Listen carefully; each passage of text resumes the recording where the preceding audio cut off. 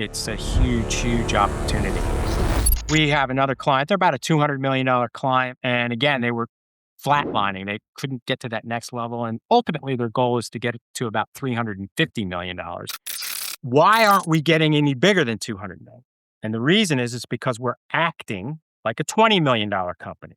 We still have people within the organization, and we're going to refer to sales in this case, wearing multiple hats, doing different jobs. And just like a manufacturing environment, that's not scalable. That's not repeatable. Because in the end, it's not terribly challenging to make 10 high quality widgets. What is really challenging, what is really hard, is to make 10,000 high quality products that do the same thing. That's hard. And that's what we're looking for. We want a repeatable, predictable process. And AI can be a tremendous catalyst to actuate those things. Today, we sit down with Mark Kesti, president of Innovo Sales, the former sales chief behind a $17 billion General Electric division, who walked away from that scale to build something intentionally small and prove that bigger isn't always better. In this episode, Mark breaks down why a solid 4% growth year can secretly mean you're losing the race, exposes the silent trap that turns star salespeople into burned-out managers, and reveals how AI is turning scattered sales teams into unstoppable growth machines. Welcome back to the Inevitable Cast, where we talk operator to operator about how businesses actually execute, what really happens between the sale and the result. This episode is sponsored by Inevitable Flow.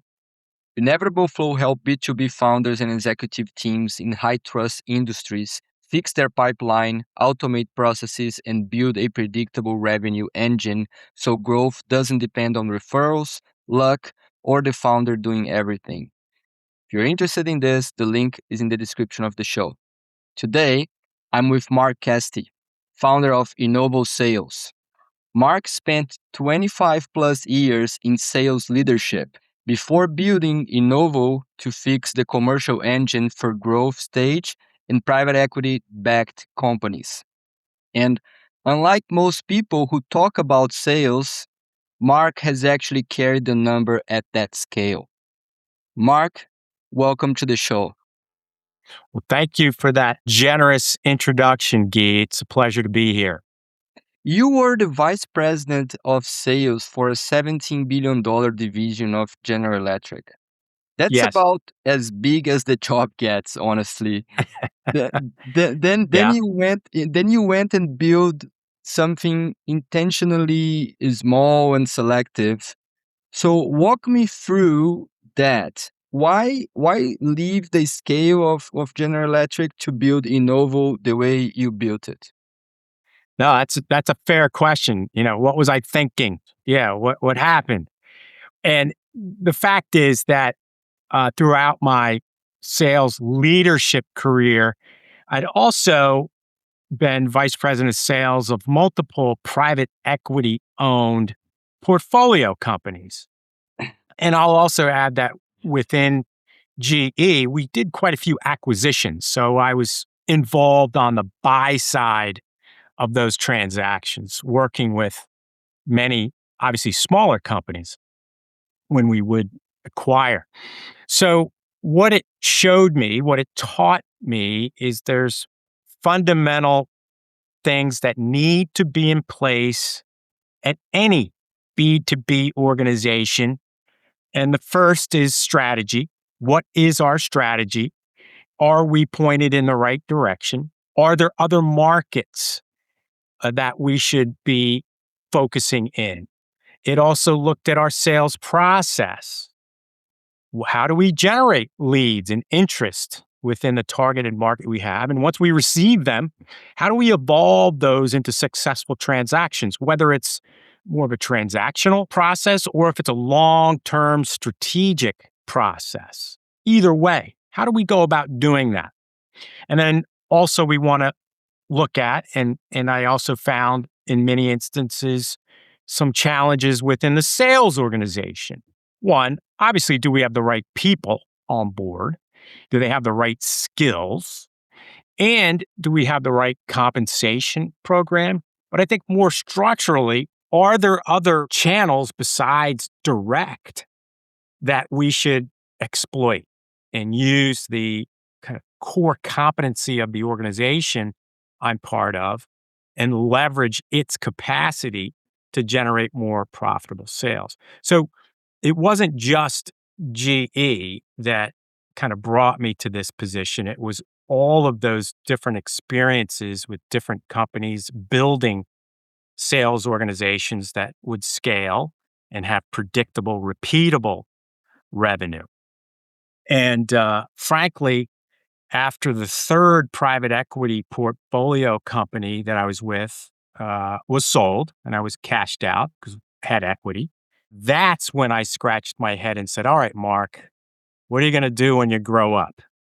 And that was approximately 11 years ago. And that's when I started Innovo because throughout my career, I'd seen firsthand some of the challenges of the companies that I was now responsible for leading in sales, what those deficiencies were. So I created some tools that would quickly assess and triage our sales strategy, our sales processes, our sales organization. And that helped to laser focus the attention that we needed to place um, on the right parts of the sales organization. So Yeah, hopefully that answers your question. it does. And you told me last time that you've kept Innovo small on purpose, and I want to touch on this again. It's a strategy, not a limitation. So my question to you is like, in your opinion, what does staying small let you do for your clients that a big firm cannot do? Well, that's a fair question, and there's definitely limitations of it. But I think I hope the most valuable thing is that my clients get me and my experience, my school of hard knocks experience. They get to take advantage of that. So I'm not passing that responsibility on to somebody else. And that, frankly, is the fun part of what I do. And I simply enjoy doing it. So I guess I'm a little greedy and I want to do it myself. And I'm sure the clients appreciate getting the guy who actually, sat in the $17 billion chair at the same time, that he exited a lot of private equity backed companies. So that is a lot that a junior consultant doesn't have that level of that caliber. So yeah, Yeah. that was exactly the answer that I was expecting. Yeah. And I think it's important too that I was also vice president of sales of two venture capital backed software companies in my career as well. And that was another very valuable learning experience. One of them crashed and burned. We were able to garner over $65 million from the Bank of Boston, DLJ, and Intel at the time, and it didn't work. We were not successful, and yes, that was an expensive lesson learned. Many lessons learned. Now the other one, fortunately, uh, wasn't a pre-revenue venture capital backed startup. It was a pre-profit. So I was brought in once revenue starts to get it to that next level. And that particular company was successfully acquired by a strategic, actually Thomson Reuters. So that one worked out. But again, those experiences have been invaluable. They are Invaluable. invaluable. Exactly. Even the ones that go wrong, they teach you a lot that you can teach someone else to not commit the same mistakes. Yeah, and I firmly believe that um, the mistakes I've made, I'll speak for myself, have been far better teachers than the successes. Yeah. At least hopefully they should be, right? Everyone makes mistakes, and I firmly believe if you're not making a few mistakes occasionally, you're probably not trying hard enough. Mark, we talked briefly about a subject that was really interesting to me, and I want to touch on this again because when most people hear about fix my sales and they jump straight into like playbooks and pipeline, but you start somewhere else.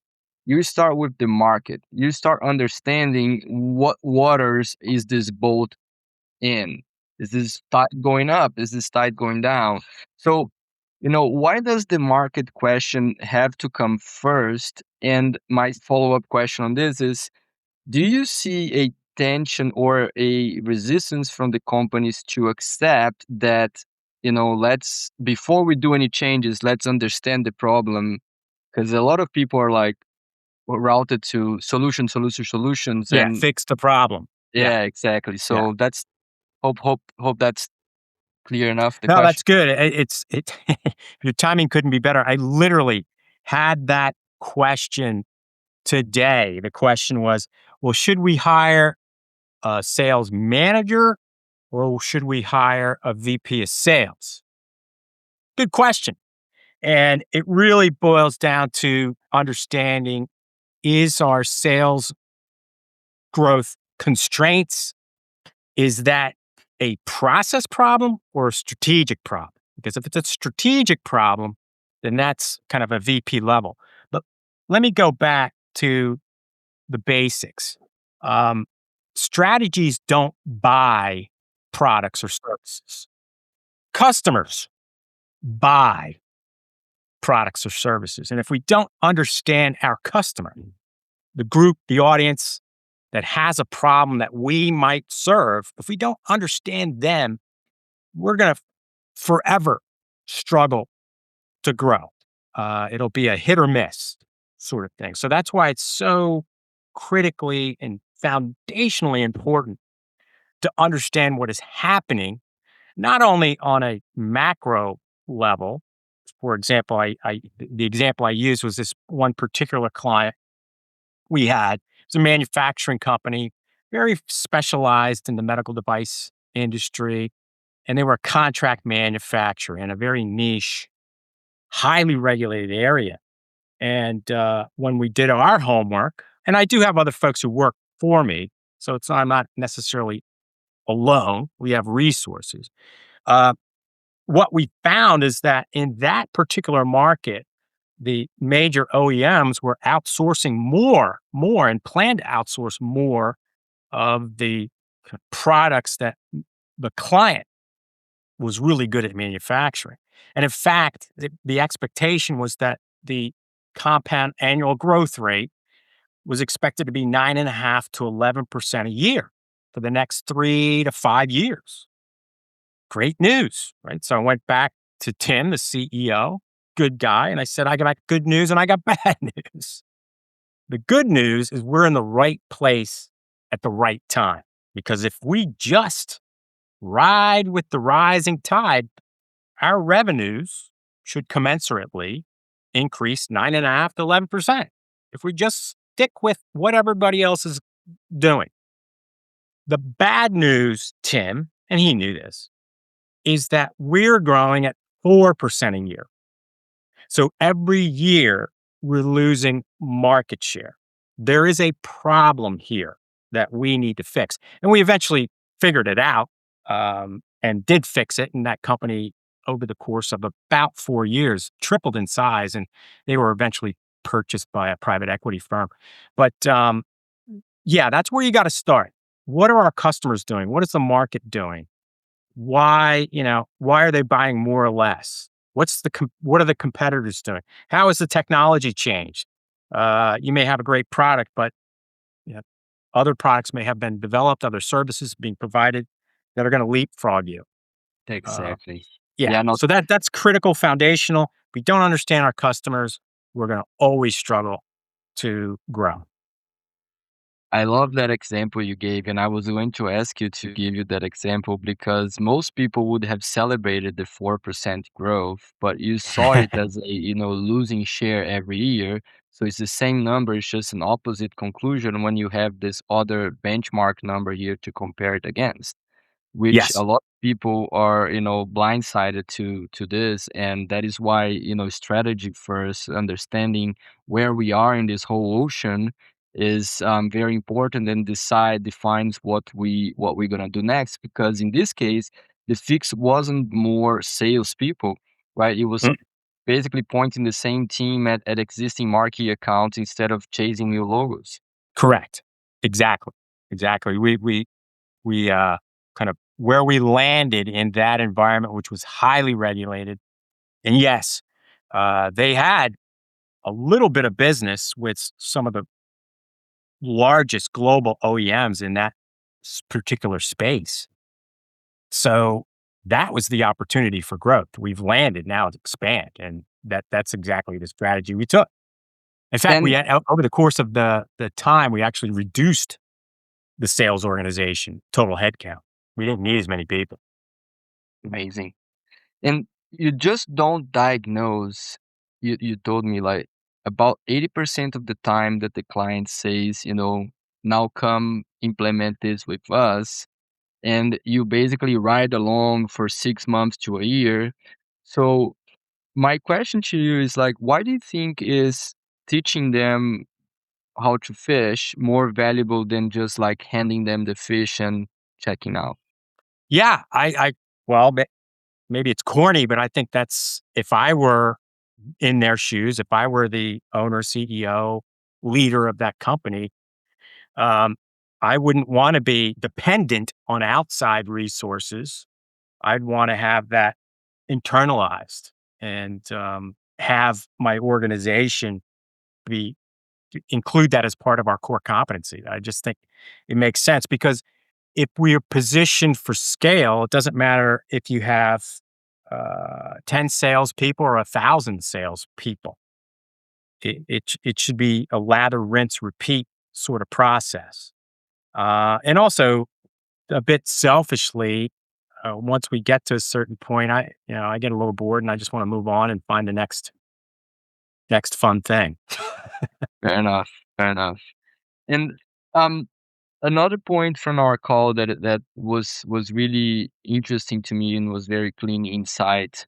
It was some sales people, they get promoted to manager, but they didn't get any preparation for becoming a sales manager. They may be a killer salesperson, but then they get promoted by to become a manager, and it's a totally different job. It is. So why do you think that's like almost every company get that transition wrong? Yeah, well, they all don't. It's true, but uh, even large companies nowadays are spending less and less on training in general, not just sales leadership training, but training in general, investing less in their employee development. So that's unfortunate. I read an article from Harvard Business Review, and it's an older article, but it's still relevant. And what it determined is that the average employee at the typical large company begins managing people, having people report to them at the average age of 29. Okay. And it also then reported that the average age that these same companies actually provide management training, leadership training, the average age for that is 35. Right. So we're missing something there. We're missing something there. And this is a common thing. I mean, people recognize this. We had a really good sales professional, and they've earned the right to take that next step. They've added value to the company, so they're interested in moving on with their career, um, and they take on a sales leadership role in that company. Doesn't really provide any support, any training, and after about 6 months, I see it all the time that same sales manager is not happy. I mean, they're making less money. Their calendar is no longer theirs. And all they're dealing with is headaches. And they're asking themselves, why did I do this? What did I get myself into? Now, for some of those uh, originally individual contributors, they're better off. going back into a contributor role. They're just going to be happier. And I think, and frankly, probably make more money as well. It's not for everybody. And it's not that leadership in any role, but certainly for sales is terribly challenging. It's not harder. To your point earlier, uh, Gee, it's just a different job. It's a different job. Right. And I would say about 6 months or thereabouts into these leadership roles for any new sales leader, hopefully the light bulb goes off. And if it doesn't, then that's when there's trouble. And the light bulb that goes off is they finally recognize that, oh, I'm no longer the center of attention as an individual contributor. I'm no longer going to get my name at the top of the leaderboard or up there with all the other high performers. I'm not necessarily going to have the flexibility to take the day off early or plan something else during the day. That's gone because it's no longer about me. It's now about my team. That's the shift and that's the mindset that has to be part of that leader's belief. Right. And if it's not, it's going to be a struggle. It's going to be a struggle because it's not about the individual anymore. Because I've said to CEOs of companies, look, I'm very expensive. I'll be the first one to admit it. And frankly, I don't sell a damn thing personally. Right. The only way I can be valuable is if I help others on my team sell more than they did before, or sell it faster, sell it at higher profits, generally increase revenue profit. If I am the catalyst for that, now I'm valuable. Right. But it's not me individually. Perfect. Mark, this is a good segue to what I wanted to ask you next, because you also have on solving this problem that we just talked about, you have a program called Innovo Sales Leaders, right?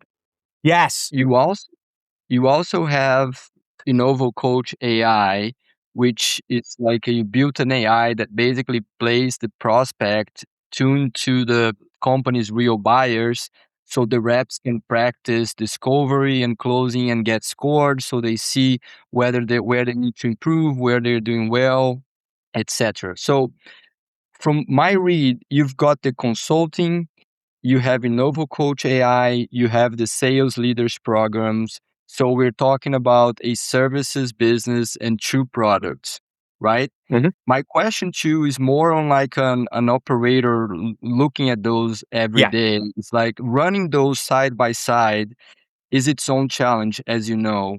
So when you look about growth and a year out from now, are you building towards like more advisors, more productized offers? How do you see Yeah. the next 12 months evolving for your business? Yeah. Great question. And, that's the typical challenge in any professional service organization. If that's purely what you do, your capacity is limited to 24 hours in a day. It- and and and we can't operate working 24 hours a day. It's just not physically possible. So our capacity will forever be limited. So uh from a business operator perspective, it was very important to add some recurring revenues into the model because consulting in general, revenues they're not flatlined, right? It goes up and down. Hopefully, the curve is still upwards, but there's dips and valleys along that path.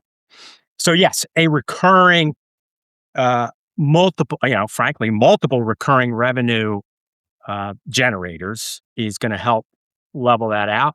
And to answer your question, we really want, and I say we because I have other folks that are involved with this that are help out, are important to the whole process, is to grow that revenue business, that recurring revenue business, to really focus on its growth. And this is for 2026 and 2027. So we're investing a lot of money from a marketing standpoint. We're actually going to be actually adding some outbound, BDR type approaches as well, because yes, we really believe in it, and there's no doubt a need for it. We can very quickly show ROI to the clients who use it. And I'm referring to Innovo Coach.ai. So we're very bullish on that. The other thing is that, uh, what I've learned, and you have to learn as a leader, is the value and the importance of delegation. Because, uh, if left to my own devices, I'll always gravitate towards what I like to do, but that's not always what I need to do. Right. Fair So enough. that's why I have other people to help me that are much better at other things that I'm not necessarily either, well, I guess, interested in or good at. So Exactly. there's delegation, there's outsourcing, but the strategic focus is to continue to grow the recurring revenue so I can focus on what I enjoy, and what we've built successfully is the consulting practice. Amazing. Amazing. You also told me, Mark, that the biggest opportunity of our lifetime is process flow improvement with AI. And we're not talking Mm, about reinventing how companies work. We're just making what they already do faster, easier, better. And mhm. when you enter into a new company and you're looking into their processes and their workflows, where do you see that the companies are still leaving the most on the table right now? Yeah, wow, that's an open-ended question, and I'm getting a lot of that, as you would expect. And it's interesting, I guess, just as an observation, there are still, believe it or not, companies, and it was hard for me to believe, but truth is stranger than fiction. I have a new client. We have a new client. That's about $120 million business, successful, been around for quite a long time.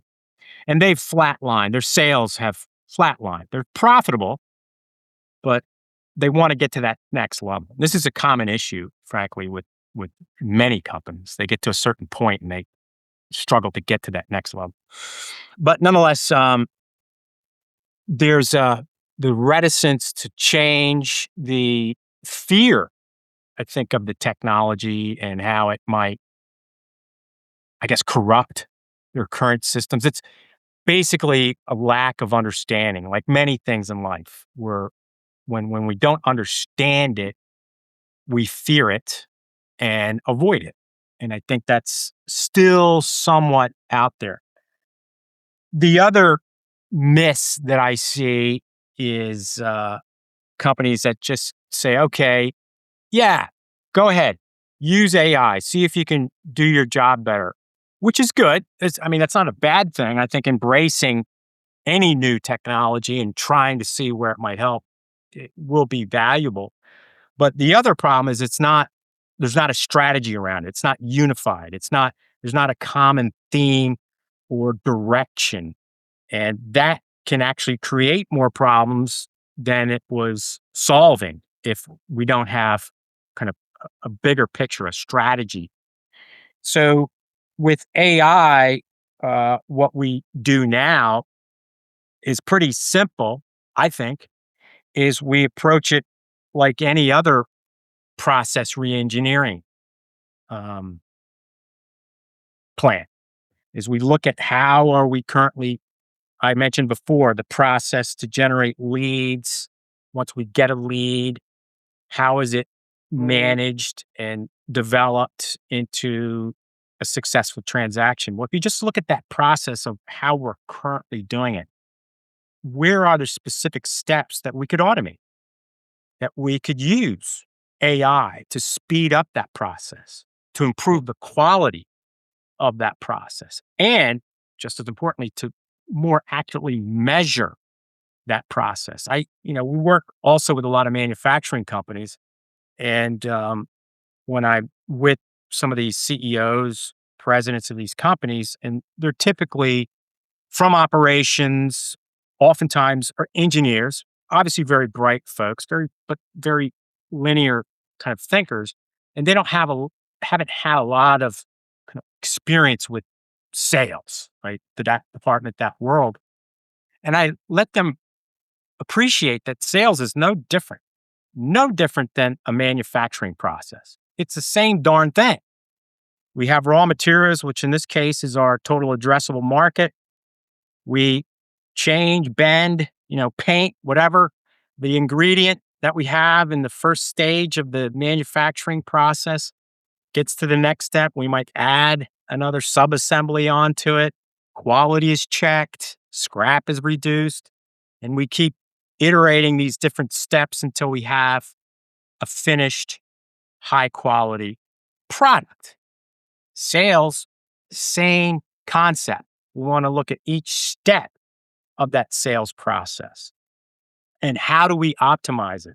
And just like in manufacturing, once we've optimized it, now we can start looking at each step. How can we optimize each step? How can we reduce scrap, for example? How can we reduce the cost of acquisition? All of those important operational questions. Well, sales is no different because in the end, it's not terribly challenging to make 10 high quality widgets. All right. What is really challenging, what is really hard is to make 10,000 high quality products that do the same thing. That's hard. And that's what we're looking for from a sales perspective, too. We want a repeatable, predictable process. And AI can be a tremendous catalyst to actuate those things. Yeah. So that's an example. That's how we, look at AI. We're big believers in it. We use it all the time, and it's just allowing us to do more in less time. I mean, Is that's the real takeaway. exactly. And my follow-up question was a question that I asked to a lot of people, but I think you already answered that. So I'm gonna give you your answer to my question. You tell me if I'm off, okay? Okay. Is yeah, I was going to ask you for what you do, sales strategy, building revenue engines, fixing revenue engines, if AI was a threat or an opportunity, but I think is way beyond an opportunity for you. Oh, it's absolutely, Gee. It's a huge opportunity. Right. Huge opportunity. We have another client. They're about a $200 million client. And again, and they were flatlining. They couldn't get to that next level. And ultimately, their goal is to get it to about $350 million. It's a privately owned company. And at that point, their valuation as an acquisition would be really significant. But at any rate, going back to their CEO, one of our kind of first conclusion is look, $200 million company. First and foremost, congratulations. That's a phenomenal and very rare situation where you've gone from 0 to 200 million. So we not in any way want to take away from that tremendous success. And that is quite a feat. I mean, they've challenged and broken the odds by far. Why aren't we getting any bigger than 200 million? And the reason is because we're acting like a $20 million company. We're still bootstrapping stuff. We still have, people within the organization, and we're going to refer to sales in this case, wearing multiple hats, doing different jobs. And just like a manufacturing environment, that's not scalable. That's not repeatable. That's why we're kind of stagnating here. So one of the first things we did was and they had 26 branches around the country. They had 3 different kind of sales roles. Each role had a different responsibility. And at each branch, those roles were slightly different. So again, there wasn't kind of the standardized growth engine. So using AI, we literally, one, came up with an outline of what each sales playbook should look like for each role, which we didn't necessarily need AI for that, but we used it. Now, and then we interviewed a core group of people in each of those groups and asked them specific questions around this table of contents for a sales playbook. And based on recording those interviews, uh, we got these best in class. I'm just really excited about the sales playbooks we created. And it was through AI. They did a fantastic job. We of course edited them and tweaked them. And so now they have each of these groups sales playbooks in their SharePoint. They're a Microsoft shop. And not only are there playbooks there, but now we've overlaid Microsoft's Copilot on top of those playbooks. So now when you have a new salesperson, their manager doesn't have to spend as much time, which is costly. They can't do other things. There's opportunity cost for that. As much time hand-holding that person, walking them physically through certain things. They can give them assignments based on each of these sales playbooks. And that new salesperson can simply go there and using our language, natural language, ask questions. And it pulls out the specific information, references where that came from, points them to specific other documents in their SharePoint that would help them. So it's just really helped to one, standardize the sales process for these three groups, help to reduce a significant amount of time that it was taking to onboard new folks, and reduce the amount of time that managers are spending answering questions that they could get the answers for within the playbooks, not bugging their manager for those things. Amazing. Amazing. That's all. I mean, not all AI, but just sped up the process and made just really top-notch sales playbooks. Yeah, such a good example. Thank you for that example, Mark. It Sure. definitely hits home to me, and the audience will also appreciate that example too. By the way, this is a bit of a plug. It's now July of 2026. This month, I wrote this. My marketing team is making it look nice and cleaning it up, but there are specific prompts for sales leaders that they can use, plug into ChatGPT or Claude or whatever AI tool they use to help that sales leader and that salesperson practice different steps of the sales process. And then the sales leader can get feedback. So if you want to do it on your own, which you can, it's the beauty of AI. If you don't want to buy, you can build. Not always the best approach, but we wrote this for our audience, but hopefully the goal is for them to see, this actually still is more involved. Why can't I just use Innovo Coach, which has already done this for them? They don't have to build anything on their own. But what I want your audience to know is that they can certainly contact us and we can send them the cookbook in order to do that. How do they do that? How do they find you? They can email me or Innovo Coach, INNOVO Coach, COACH.ai, and go to information and ask for it. It'll be on the blog. Yes, and they can hyperlink to that. They can write to me, email me, and I can send it to them. And it's M Kesti, M as in Mark, Kesti, KESTI, at Innovo, INNOVO -sales.com. Or you could use mkesti at innovocoach.ai. It'll all come to me. But we're happy to send that out to folks. I was just reviewing it today and I was really excited about it. It looks great. I'm one that would love to get my hands on You that. will definitely have a copy, Geek. I'll make sure of that. Appreciate that, Mark. Mark, I have one more question for you. Yeah. Last one. And take your time with it.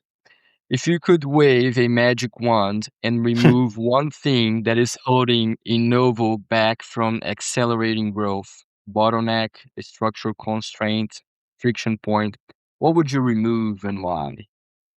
Yeah, if the goal was to scale, right, to grow this consulting practice, if that were the goal, which is not, but if that were the goal, the biggest constraint of our growth is me. I am the biggest constraint for growth as it relates to scaling, growing, in this case, a professional service practice. And I think that's important for people to appreciate, because oftentimes we're going into sales environments, meeting with the owners, CEOs, presidents of these different companies. And frankly, the reason this company is struggling to grow is because of leadership. Yeah. And because, particularly when you have a company that was bootstrapped or even financed from its infancy to now being a successful, profitable business, the owner or leader at that point fails to see that they now need to, one, delegate across the entire organization and to find people who can do those specific jobs better than they could individually, and get the heck out of the way. I love that answer. And I think a lot of founders and executives would relate a lot to that. It's really hard to um, create systems and processes and let go of control so whatever you build and are building can grow beyond just you. Because if you don't, then you're more like an octopus, one brain and a lot of hands in everything, and you cannot do all of them well. You can do a couple of them well, but not all of them, right? So growth definitely will depend on the founder not being the bottleneck. So thank you for that honest answer. Yeah, my pleasure. This was exactly the conversation that I was hoping for, Mark. You've carried the number at the scale that most people only read about, and you've turned it into a way of thinking, a way of working and applying into other businesses' value. So your approach with looking at the market first and the boat, then that any operator can relate to and use, and and also the AI tools that you're building right now, I think are the proof you practice what you teach. It is a pleasure to have you here on the Inevitable Cast. Thank you for coming. You are welcome, and it was. I really enjoyed it too, Guy. And as soon as we have that AI sales leader tool book with all the different prompts, you will be the first one to get it. And I'll put it to use. Good. Let us know how it goes. We love feedback. But Yeah. As always, this episode is sponsored by Inevitable Flow. The link is in the description of the show.